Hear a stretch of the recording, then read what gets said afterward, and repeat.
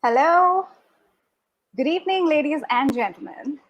I welcome you all to yet another exciting session by Google Educators Group, GEG Kolkata, India. It is rightly said that the capacity to learn is a gift, the ability to learn is a skill, but the willingness to learn is a choice. So we as teachers choose to learn so that we keep evolving as better educators. So today's session is in keeping with the hybrid mode of teaching that we are all engaged in. So we are not just teaching students offline in the classroom, but are also simultaneously teaching majority of them online. And I dedicate today's session to all the social science teachers at Delhi Public School, Arkipuram, and who've been basically my teachers as well. And I also want to dedicate it to my principal, Ms. Padma Srinivasan, who is a history teacher herself and one of the best in the country. And I extend a very warm welcome to all the social science teachers joining in from all over the country and other parts of the world. So a very, very warm welcome. And it gives me immense pleasure to introduce you to our expert for today from Japan, but well, originally from Canada, Mr. Nathan Gildert, who teaches social science at Nagoya International School, Japan. And he's also the founder and leader of GEG Nagoya, Japan. Well, so I'd let him tell you a little bit more about himself. So over to you, Nate. Okay, wonderful. I think I'll just start by sharing my slide deck, and then we'll go with that. And thank you for having me. I always love getting together with my friends in India and other parts of the world. And yeah, it's a pleasure to be here because I get to talk about two things that I'm very passionate about: educational technology and history. I guess three things, just teaching in general. So let's see, how are we doing? Can you see that slide there? Yep, it's visible. So maybe you can present your screen so it'll be full screen for all of us. Yeah. So as this loads, this is blended approaches for dynamic social science teaching. And when I say that, we're talking about, a lot of my examples here you'll see are like history or maybe middle school social studies type of thing. But imagine your subject area, whether you teach economics, geography, history, or many different subjects. Think about how you can apply these ideas to your class. There's going to be a lot of, focus on technology in this session. I'll get to in a moment. But again, think about, okay, how do I use this with my students that might be, face-to-face with me, but also students at the same time at home, but also keep that synchronous and asynchronous idea in mind. So my name is Nate, yep, and I do teach diploma program history and middle years program individuals and societies, which INS is the IB version of social studies, so it's a bunch of different things mixed together. I've got a number of EdTech certifications, but we don't have to talk about that right now. Sudeep is going to share this slide deck with you later, so you'll get my links if you want to connect with me either on YouTube, Twitter, my social studies channel on YouTube. And this slide deck, I've got a whole bunch, so if you present a lot, feel free to make copies of them. I don't need recognition for it. Just copy and use it and share it.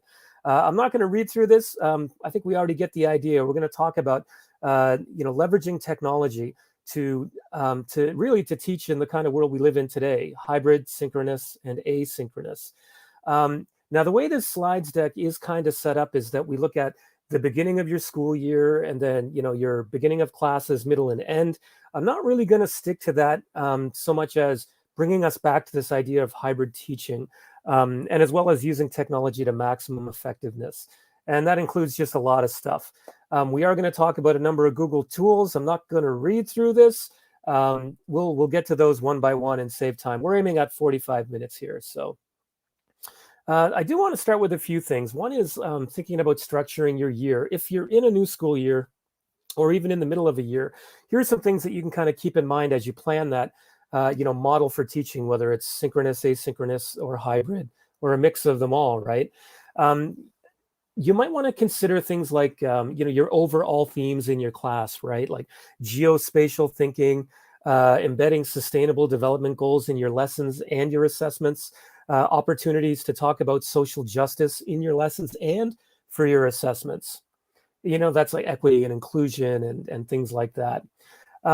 Something else that I always embed is current events in my lessons and careers in social studies. Hey, if you want to be an economist, what does an economist do? If you want to be an historian, what does an historian do? Another is guest speakers. I think whatever model you're using, it's so easy to leverage guest speakers in our class, which is going to be one of the earlier things we talk about here. And please feel free, by the way, I've got my phone going here. Pop comments in the chat. If I don't get to respond, Sudipta, please interrupt me and I can answer in a timely manner. So I really feel that Google Meet is a great tool for guest speakers. And keep in mind that guest speakers don't have to cost a lot of money and they're not really that difficult to get. On the left side of your screen, you see a friend of mine, Alex. I have permission to use this image. He grew up in Russia during the Cold War. He's around my age. When I grew up in Canada during the Cold War. So I had him speaking to my teachers. I just said, hey, can you talk to my students about what it was like to grow up as a teenager in Moscow? And he said, sure, I'd love to do that. And again, Google Meet, this means you could have kids in the classroom, but you could also have your guest speaker for your kids that are at home. You just have to invite them into the meet, right? There are a lot of community members from marginalized groups that are happy to speak and to do it for free. That's the middle thing here. The Ainu are the one of the marginalized people in Japan, and we had an Ainu speaker talk to our grade 8 students. And on the right side here, you can see a really great book called Harvest Samurai by Margie Preuss. And I just went to her website and I had a look and I said, hey, do you want to do a Google Meet with my students? We've been reading your book. So leveraging Google Meet for guest speakers. They don't have to be like my friend Alex, famous, or the Signage speaker we had in the middle. They don't have to be famous. They don't have to be published. They're just really, there's people out there with interesting stories to tell. And again, any model of teaching, hybrid, synchronous, asynchronous, it's quite easy. All you have to do is send an email. We're going to, like I said, skip a few slides. This is a very big slide deck, and we're not going to go through everything here. Let's see. Let me kind of jump ahead. I think signage is pretty important in your classroom. And again, this is the kind of thing that you can share with your students through Google Classroom or if you just want to share by sharing like a link. These are a few things that we have IB language here in the middle and on the right. Being reflective, being knowledgeable. And I put these little QR codes and I post them on my wall at home. And sometimes I'll post in Google Classroom, hey, everybody, why don't you figure out who this person is? I don't give the actual name of the person. I just kind of create this and off we go. And this can easily be made either in Google Drawings, or you could do it in a Google Doc, or you could do it in Google Slides if you really want to jazz it up. Google Slides is great for making posters and things like that, believe it or not. And again, just, posters of, people that we should probably be thinking about and learning about. Ibram X. Kendi, anti-racist scholar and an historian. Let's see, we'll skip this one here.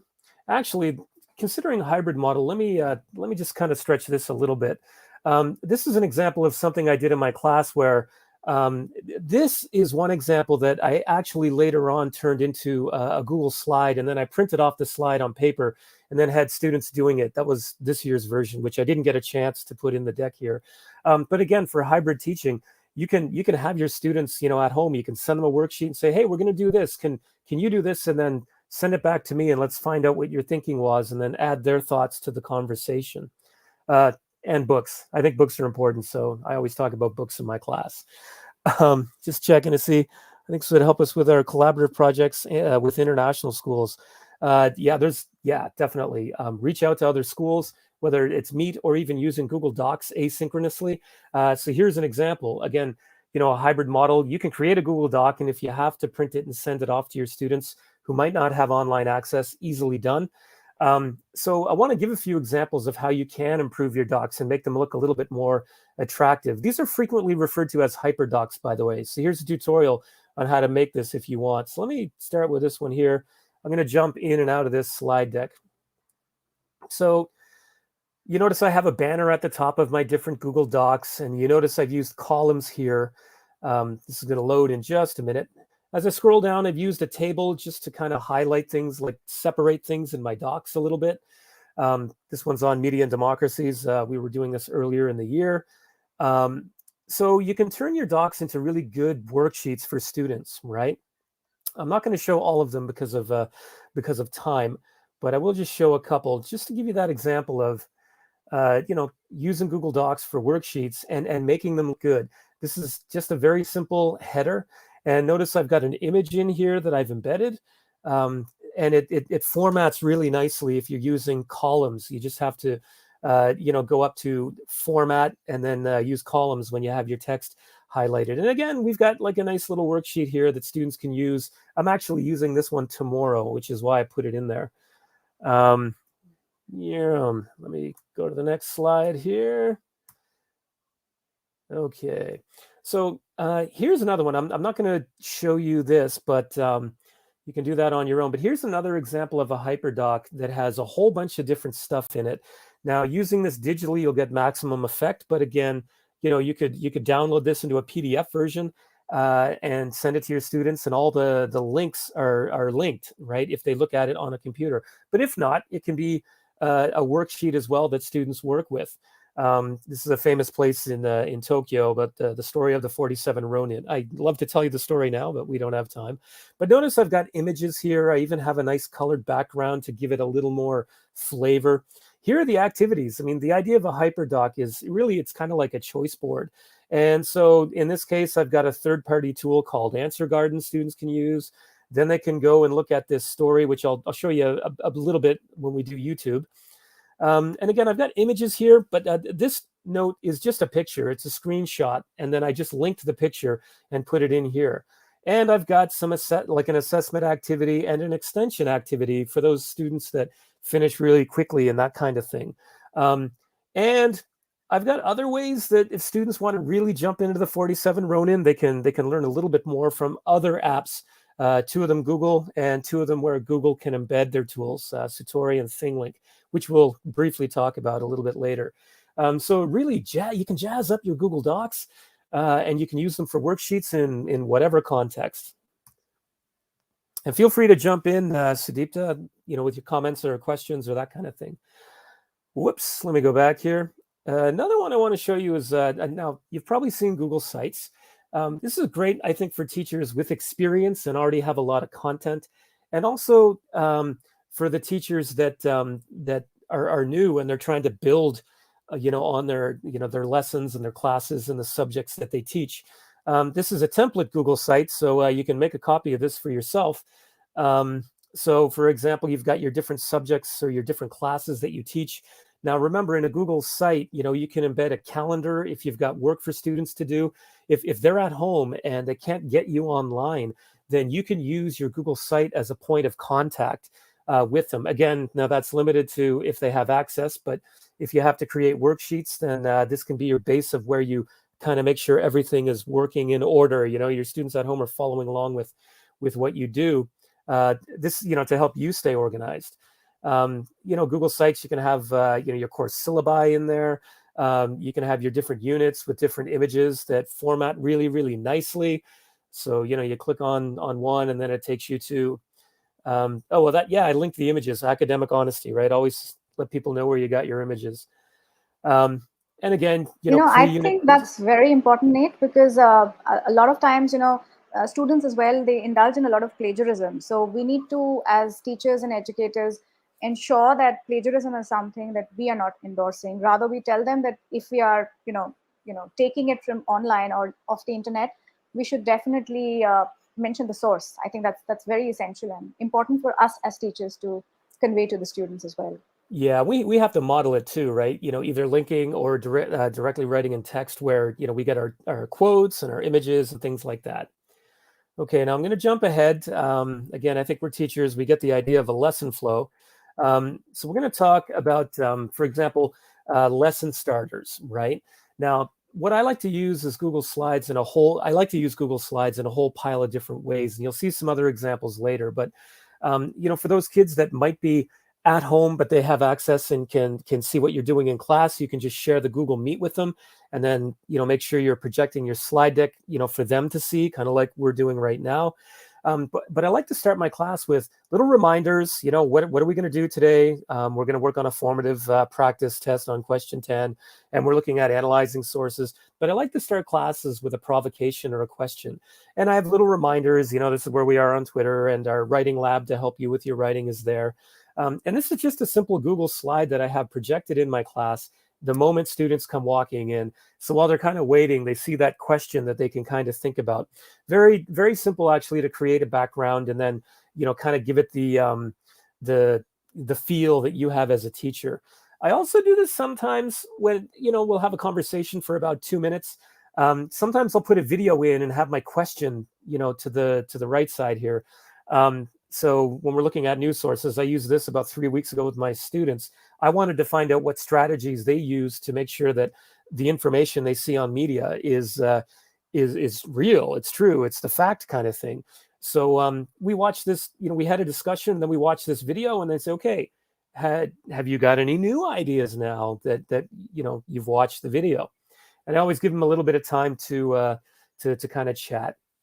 Another good idea for either review or maybe the beginning of a class, just to challenge them and get them to see maybe what they know about a concept or vocabulary, is just short little gamified activities.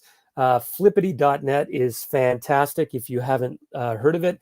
Basically, it uses Google Sheets to create activities, and the instructions on it are very, very clear, very easy to use. So I've got a tutorial on how to do that. But looking at the list here, quiz show games, flashcards, scavenger hunts, timelines.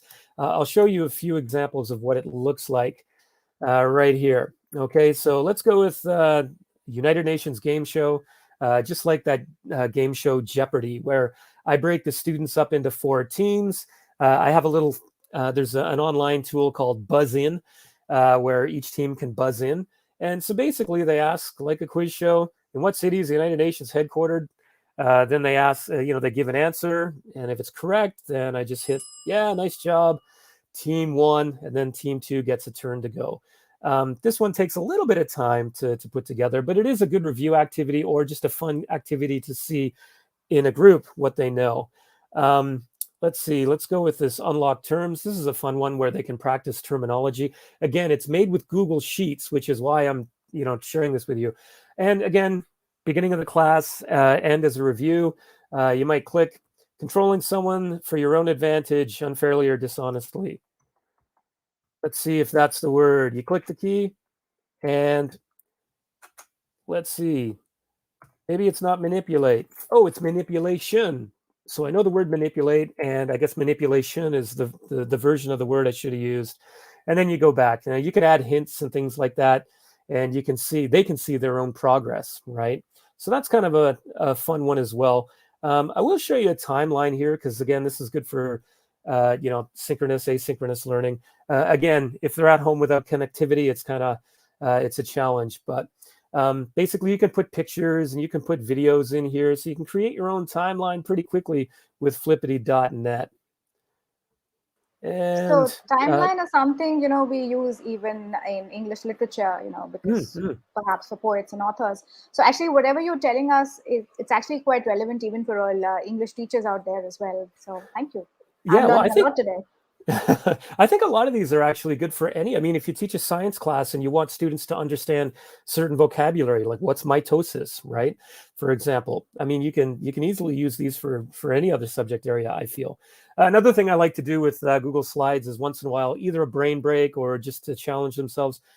Hey, what's this? I put 2 images. These are, not so challenging for, for the older students, but, the story is interesting, so they get to think a little bit. This is what I think it is.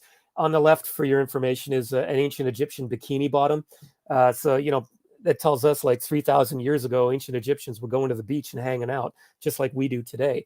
And the Etruscan dentures, which are well over 2,500 years old. So people were creating false teeth like a long, long time ago, which is pretty cool.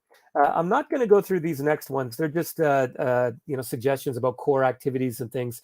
Again, for the sake of time, if you want, here are some examples of lessons and how I've used Jamboard, Forms, Slides, My Maps, and again, Forms, a whole bunch of technology within the flow of a lesson. And remember, when I say lesson, it might take 1 or 2 classes, right? But that's okay.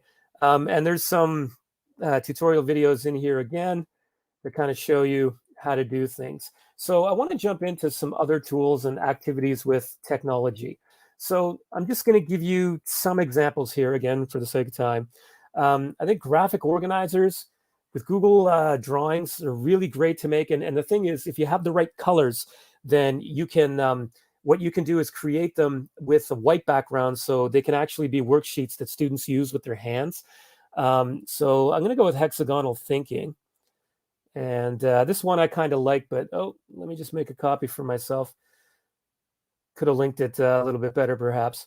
But the idea of hexagonal thinking is that you give the students, a piece of text that they read, which could be digital or on paper. And then what they do is go in and they make the connections in here by typing text, right?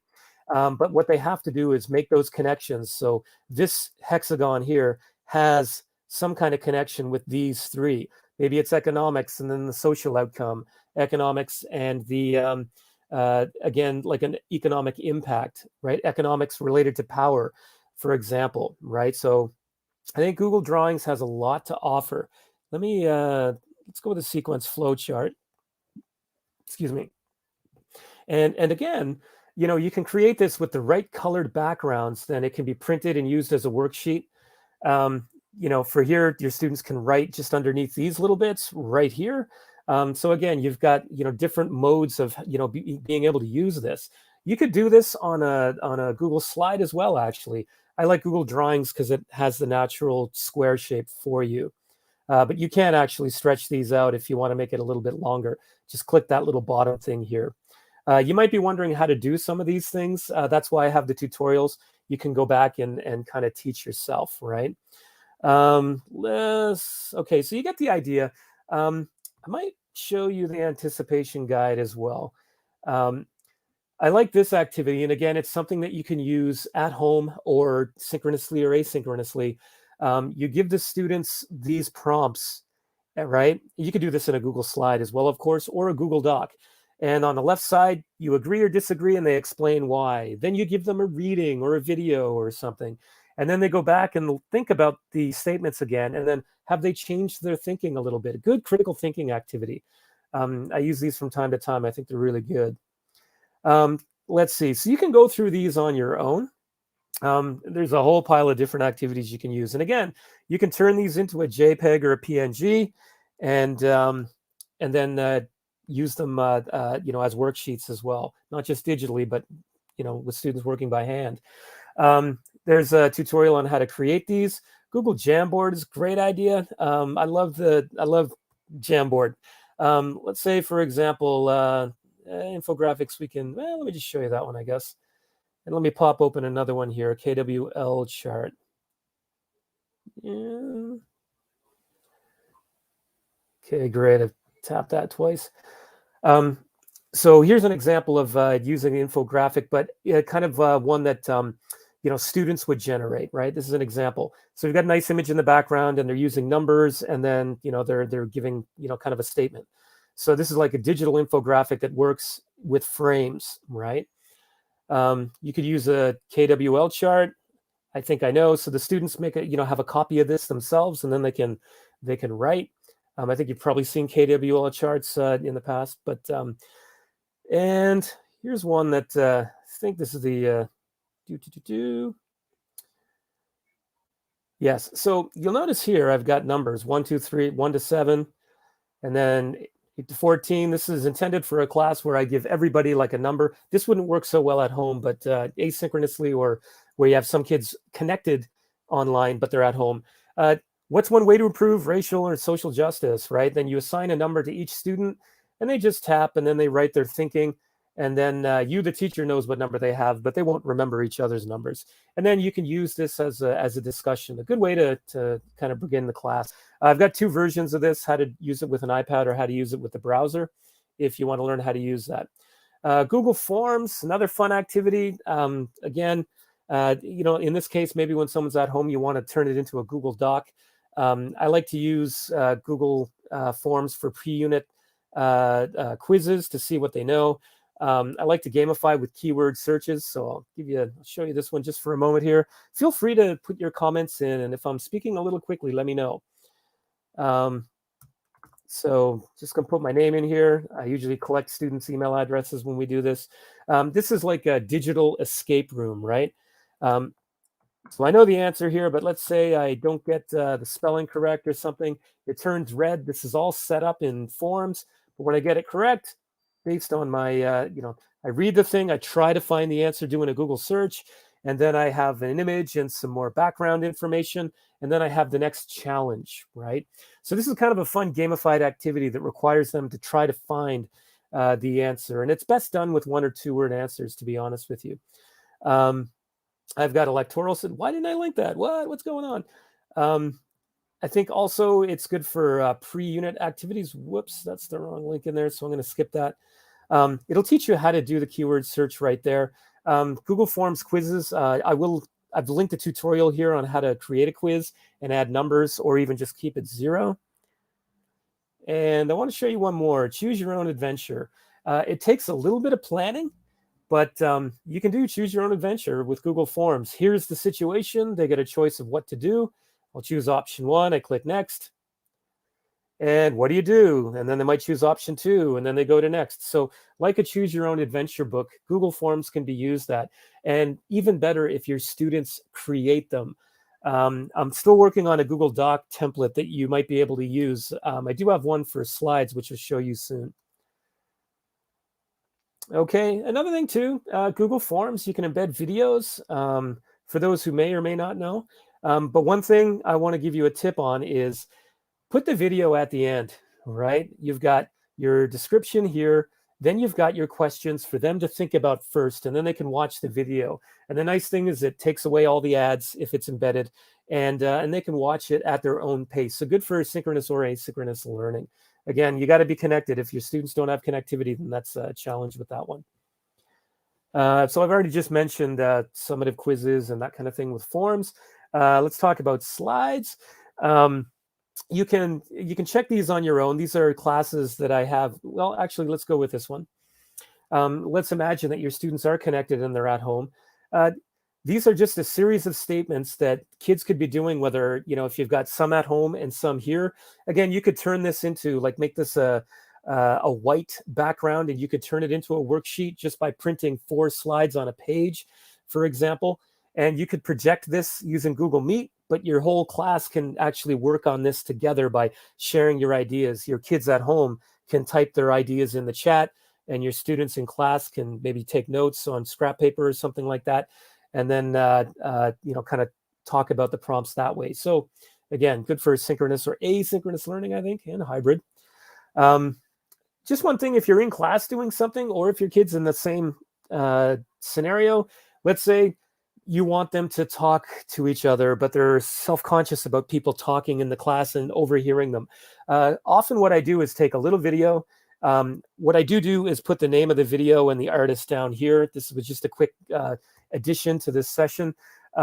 It's got the name of the song and the credit there anyway, but I like to highlight it down at the bottom. And I also like to highlight where it comes from, what country.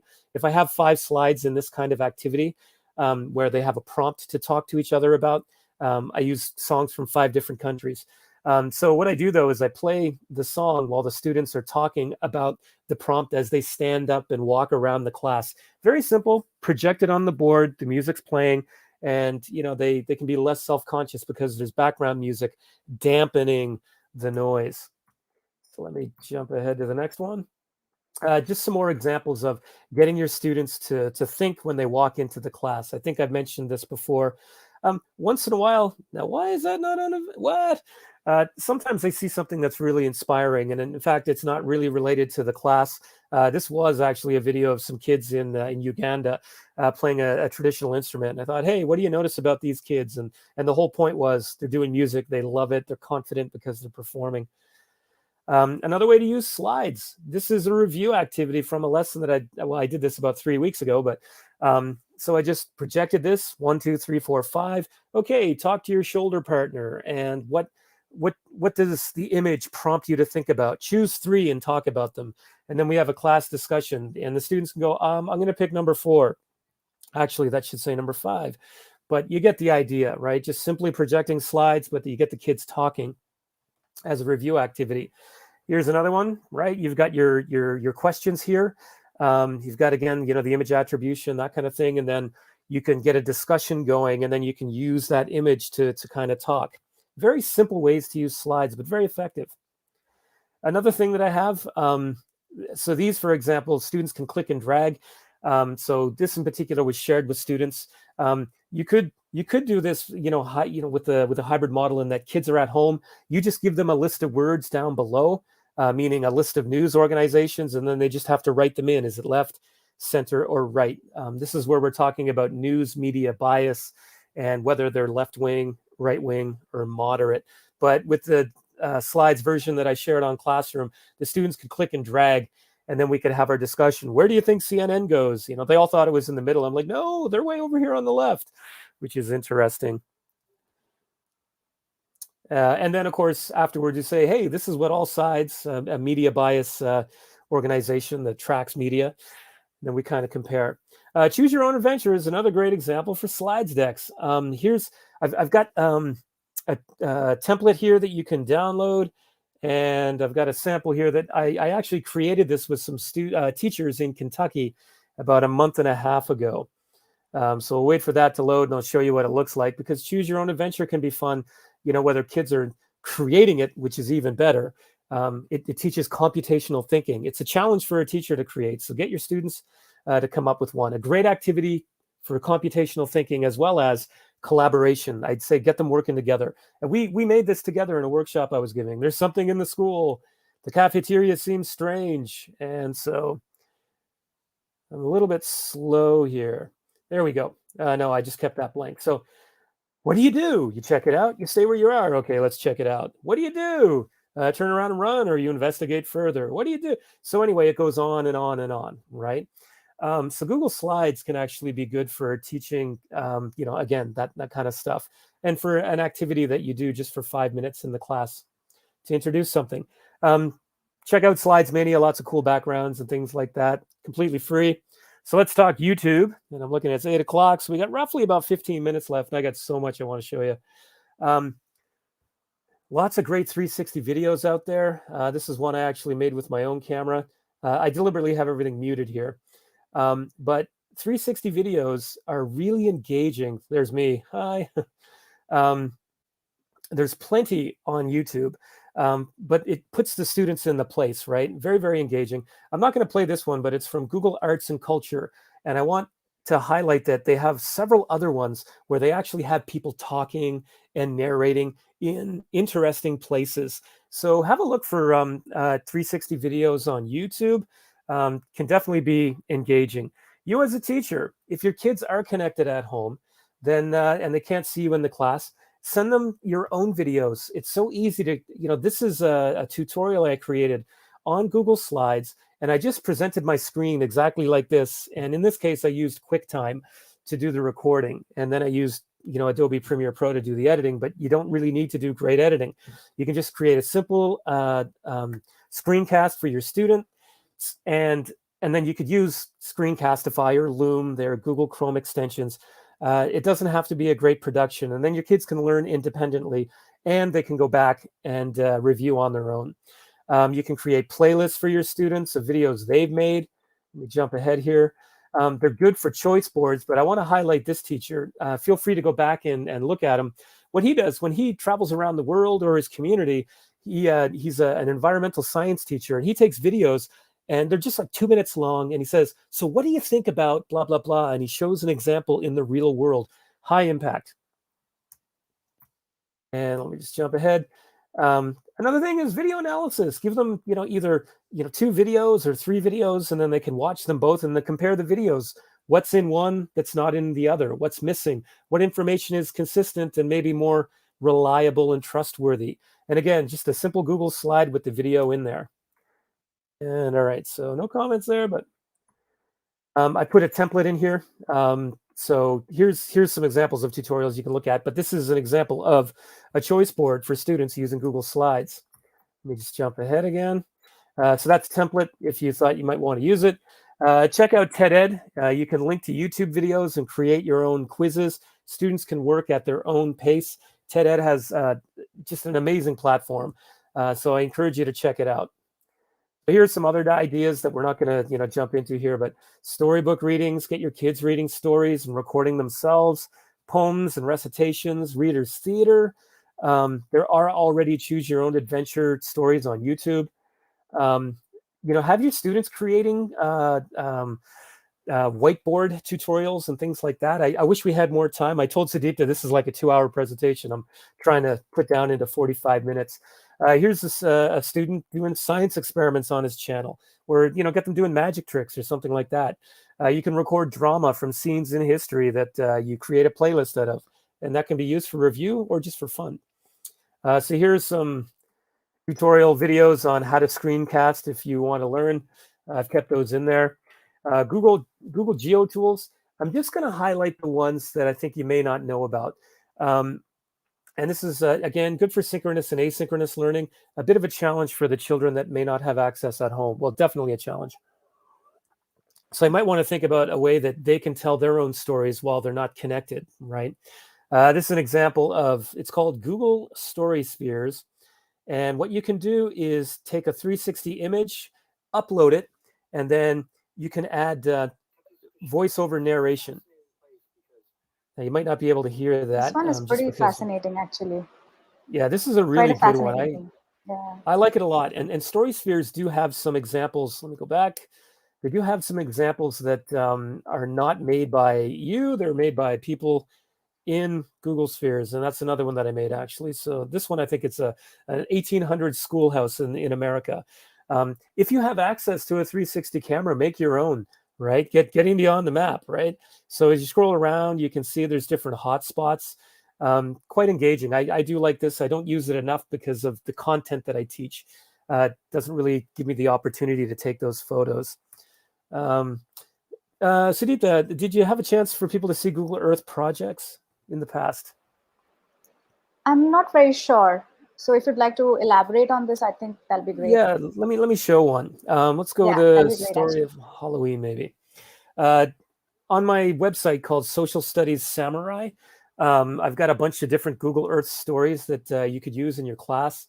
What I like, it always takes a little bit to load. So if it takes time to load, nothing's broken. So with this, basically, it takes you to different places around the world. It's great for storytelling, whether, even in English classes, or if you want to look at famous scientists, that kind of thing. So let me go down here and hit present. And essentially what it does, you can start with a title slide, and they can either go by table of contents for a jigsaw activity, or you can just click and go through the story. And the nice thing is it embeds videos and photos. You can link YouTube videos to this, and up to something like 25 images or more. And you got your story, and of course I've got my my image sources and things like that. So it's pretty cool. And you can also actually set it so that you go down to the street view. We don't have time to go through a whole bunch, but feel free to look at the samples that I have here. And I got a link to my website with a bunch of other stories and also a tutorial. I always link Google Form escape rooms or quizzes or things like that because I think they're quite fun. Here I want to show you with Google My Maps. Now, if you've seen Google My Maps, this is kind of what it looks like. You tap on a pin and it gives you the information about that place in the world. This is a conflict map that the students had studied.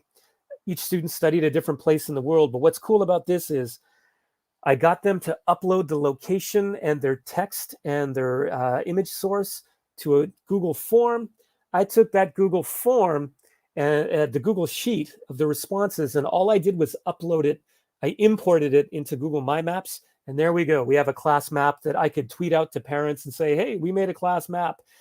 This is something that your students could work on at home on paper, and then they could just submit what they've got, and then you could scan it and upload it, with some character recognition kind of thing. Bit of a challenge, perhaps, right? But Google My Maps, that's essentially what it looks like, but there's more you can do with it. But there's a tutorial there for you if you want. And I've got a tutorial on how to upload data tables and import them, and how to take data tables from the internet and then import them from Wikipedia, for example.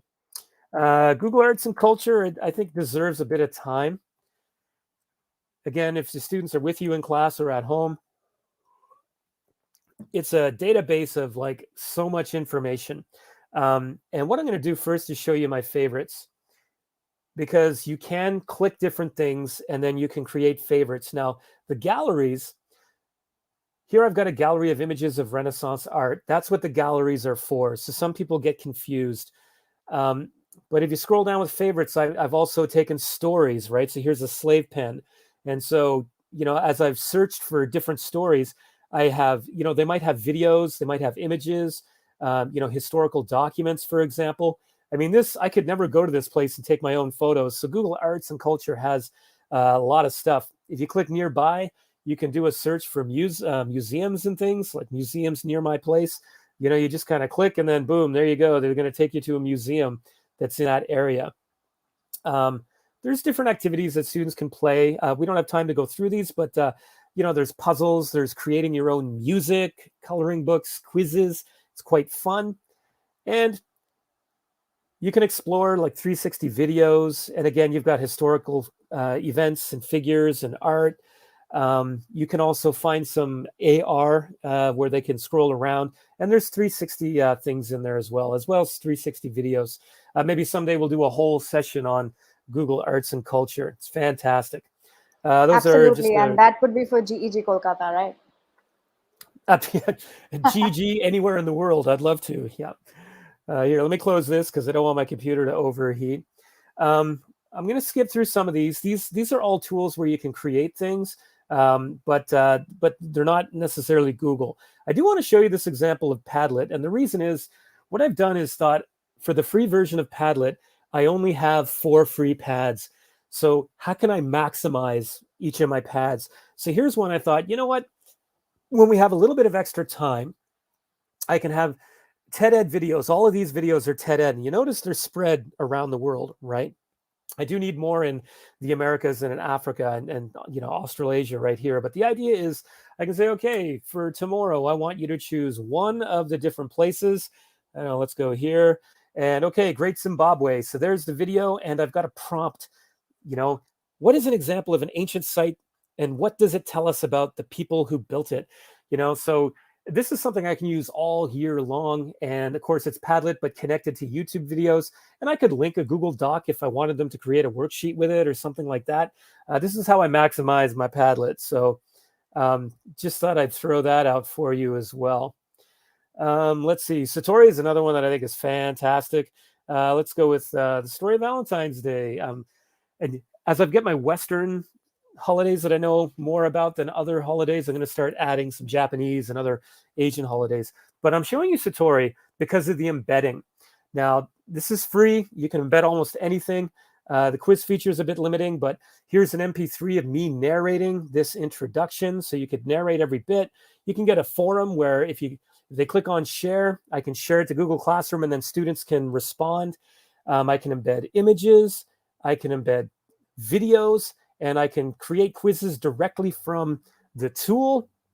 And if you scroll down, I think in this one I've got, I love the little did you know things. I color code this stuff.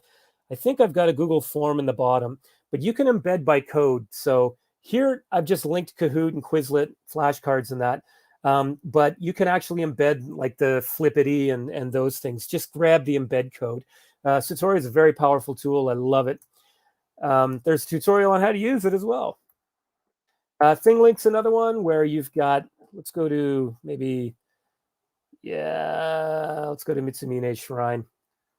The other ones, I've got way too many things on it. But again, you can embed, docs and you can embed videos and things like that. So, if students were to click information, they can scroll and get ideas. But you can embed things like YouTube videos or pictures. Google Drawings, turn it into a PNG, and here's a YouTube video, 360 that I've made. Students can learn a little bit more about the place. So Thinglink is a very powerful 360 tool. They do have some 360 images you can use, and again, you can put videos and audio and things in there. I know we're running down on time here. EdPuzzle is a fantastic tool. Let's see, Sudeep. I think I'm going to just jump ahead and maybe grab a couple that I think. let's see. Yeah, I'm going to end with Go ahead. EdPuzzle and Book Creator. How's that? So Take your time. EdPuzzle, okay, but I don't want to go over, right? People might have questions on that. Please throw in questions, folks. EdPuzzle, another good one. Again, a challenge for your students at home, but I think it's a good one for synchronous and asynchronous learning. And I know we're getting more to that. Let me just jump ahead here. So what EdPuzzle does is it allows you, whoops, as students view, it forces them to stop and answer questions. If they're logged into an account, then you can record their responses and give them points and things like that. You're going to notice there it stopped right on cue, and the students can give their response. If they're logged in, they're not allowed to skip it. I set it so that they cannot skip any questions. Let's see, I've answered, and then I go ahead. Click continue. Okay, so anyway, you get the idea, and it connects to Google Sheets where you can, download the responses and you can give them points in here, and it records all that for you. I think EdPuzzle is a very powerful tool, and there's another example, but I think I have a tutorial somewhere. Lastly is Book Creator. Again, your kids have to be connected, but the idea here is for Book Creator, for you getting kids to create content. Now, I've got content that I've created. I've got some examples of my students creating content, but you can embed Google Docs, you can embed Flippity, you can embed even Satori. I imagine you can embed Book Creator within Book Creator, but it's, you can create these engaging books. They can be playful and colorful, for younger students. You can embed videos and things, which for this I used for like a 2 or 3 day class activity on source analysis. But now I think this one's going to take us, I think this one's been deprecated. No, it does. It takes us to arts and culture. And so students can go and here they can look at the 360 images of the Palace of Versailles. There has been changes. Google Expeditions doesn't exist anymore. Have a look. And if it says remix, that means you can make a copy and then change it yourself. I think I'm going to pop out now. Let me just see if there's a few more that, yeah, I think the core of what I really wanted to show is there. I do feel that, think about how can I do this with students at home that don't have access, right? I mean, Book Creator, for example, you can create the book and then you can download it as a PDF and then print it off and have it sent home to your students. And then, of course, you could have a separate worksheet with questions that you want them to answer if they're not connected to the internet. If they are, then great. Share it in Google Classroom, show them, or just share the link and then have their worksheet to work with or that kind of thing. You really just have to imagine, what is my situation? How can I turn this into an activity? And again, with Book Creator, Satori allows you actually to turn it into a slide presentation. You just print that off and then have whatever extra work they have to do at home. If they're working at home without technology, it's probably them reading the material you've created and then writing. Remember, almost all of these tools you can turn into a PDF and then they can work from there. So you can think, yeah, I'm going to use Book Creator, but how about those kids that don't have the computer at home? Oh yeah, I'll just print it as a PDF or a Hyperdoc or whatever, a Hyperdoc without the links, right? You'd have to give other materials with it. But I think what I'll do is stop from there because we may have some questions, and that's been a lot of me talking for a long while. Sorry, It's I do always a get pleasure excited to hear about you. So I'm glad. And thank you so much, Nate, because this was a lot of information, a lot of ideas. And the best part is it's not just, limited to social sciences only. I mean, I, as an English teacher, I'm sure I can incorporate that in my classroom. So thank you so much for those ideas. Yeah, thank you. And Can right, I right. just say to everybody, so you've got the link posted for you in the comments. Remember, Yes. there is a lot of stuff here, and if you feel overwhelmed, you should. So, because there's a lot there. But remember, we're not trying to be super teacher in our first, 2 or 3 years of teaching, or all of a sudden, choose one that you think, oh, I kind of want to learn more about that. That looks interesting. And then think about how you can apply it to the classroom in different ways, and do one a month. Don't do one a week. It's not realistic. Try to add something, set yourself a goal to learn whatever it might be, or try a new way to use Google Slides or Google Forms, and reduce your own stress by not doing too much too soon. I've been teaching one-to-one for 21 years, 22 years now. So that's 22 years of experience, right? I've been teaching for 25, but so take your time and grab something that excites you because you'll stick to it, right? Right. So, Nate, I've shared the slide deck with everybody. So, in case you missed out on anything and you would like to go back to something that Nate had mentioned, you're more than welcome to do that. I've also shared the link for the feedback form. I think I can just do that one more time. And yeah, so I think we do realize as teachers and as educators, we are definitely trying out different strategies in class. And I think even something like the flipped classroom approach, I feel would be very effective now, especially because you want like all the students to be on the same page. So you're worried that there are some children who are in the offline class, like right in front of you, and then majority are sitting online. So if we share the information, share perhaps relevant videos and links with them before the classroom, then during the class it's just going to be more fun discussing it with children who you're seeing right in front of you and children who are online. So I think it's been a great year in the sense that we've been, as teachers, we've been learning so many different strategies and approaches. And Nate, thank you so much again for the dynamic approaches. I think we can apply that to all subjects all across. I agree. And I'm with you on the flip learning. It allows children to work at their own pace, which reduces anxiety and stress. And you're right, Sudipta, when you get into class the next day, it's not the teacher showing a video or, students working quietly on their own or even in small groups, which is a good thing, working in groups, Right. but they can get that prior practice and ideation. And then the real learning happens the next day where you're really consolidating. You as a teacher find out if they really get it or not, right? Absolutely. Yeah. Great. So I think so we can wrap it up for today, unless anybody has any questions. I don't see any questions so far. I think you were very clear with what you had to share with us, so we don't have any questions. Remember to reach out. If you have any questions down the road, I'm at Nathan Gildard on Twitter, or you can email me. Yeah, reach out. Let's keep the conversation going. Great. Thank you so much, Nate, and we look forward to seeing you again for another session for Thanks, GEG everybody. Kolkata, India. Thank you, everybody, for joining in. Bye-bye.